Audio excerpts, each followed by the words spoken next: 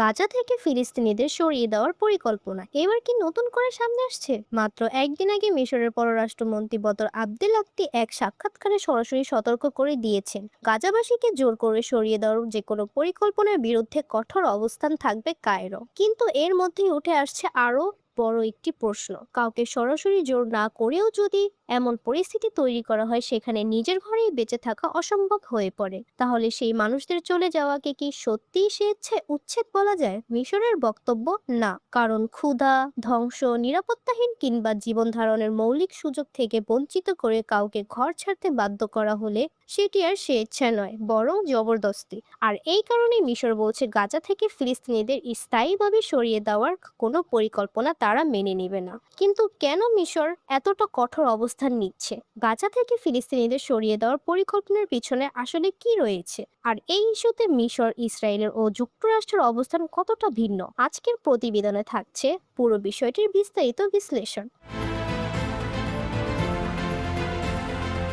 মিশরের এই অবস্থানকে আরো গুরুত্বপূর্ণ করে তুলেছে 1979 সালের মিশর সিনাই উপদ্বীপে মিশরের সামরিক উপস্থিতি ও ভারী অস্ত্র মোতায়েনের ওপর নির্দিষ্ট সীমাবদ্ধতা রয়েছে।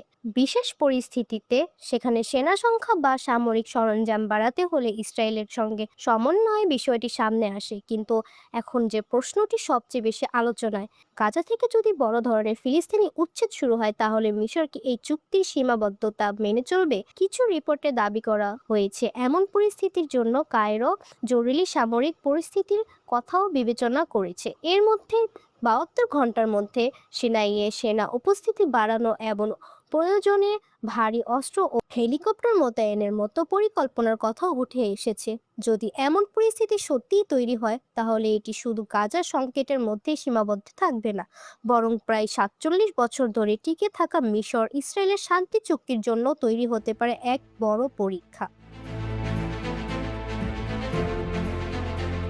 এখানে বিষয়টি আরো জটিল হয়ে উঠেছে, কারণ মিশর একা নয়। ডরজানো ফিলিস্তিনিদের জোরপূর্বক অন্য দেশে ঠেলে দেওয়ার যে কোনো প্রচেষ্টার বিরুদ্ধে কঠোর অবস্থান নিয়েছে। ডরজানের বাদশাহ তৃতীয় আবদুল্লাহ বহুবার স্পষ্ট করেছেন ফিলিস্তিনিদের ডরজানের স্থায়ীভাবে যে কোনো প্রচেষ্টা তারা মেনে নেবে না। অর্থাৎ গাজার মানুষকে যদি তারা ভূমি থেকে সরিয়ে মিশর বা ডরজানের দিকে ঢেলে দেওয়ার চেষ্টা করা হয় তাহলে সেটি শুধু একটি মানবিক সংকট হিসেবে দেখা হবে না, এর সঙ্গে সরাসরি জড়িয়ে যাবে মিশর এবং ইসরায়েলের নিরাপত্তা ও আঞ্চলিক স্থিতিশীলতার প্রশ্ন।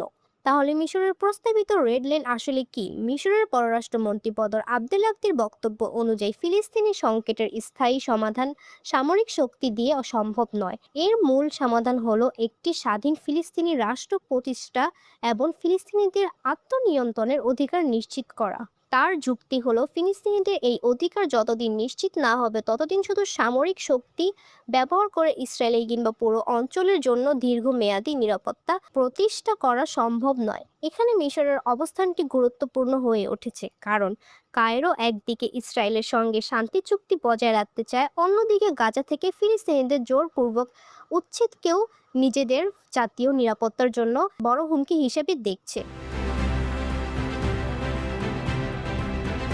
আর যদি সত্যিই ব্যাপক উচ্ছেদের পরিস্থিতিতে তৈরি হয় তাহলে মিশরকে এক কঠিন সিদ্ধান্তের মুখোমুখি হতে পারে। একদিকে থাকবে 1979 সালের শান্তি চুক্তির বাধ্যবাধকতা, অন্যদিকে থাকবে নিজেদের সীমান্ত ও জাতীয় নিরাপত্তার প্রশ্ন।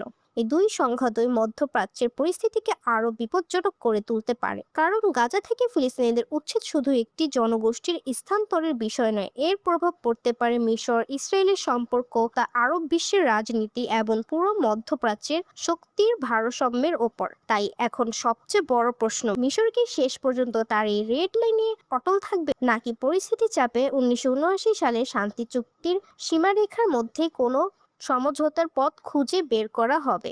আর যদি সেই সীমারেখা সত্যি ভেঙে যায় তাহলে এর পরিণতি কোথায় গিয়ে দাঁড়াবে সেটাই এখন দেখার বিষয়। আপনার কি মনে হয় গাজা থেকে ফিলিস্তিনিদের উচ্ছেদের চেষ্টা হলে মিশর কি সত্যিই কঠোর অবস্থায় থাকবে? আপনার মতামত জানাতে কমেন্ট করুন এবং ভিডিওটি ভালো লাগলে লাইক দিন, চ্যানেলটি সাবস্ক্রাইব করুন। আন্তর্জাতিক বিশ্লেষণ ধর্মী প্রতিবেদন পেতে আমাদের সাথেই থাকুন।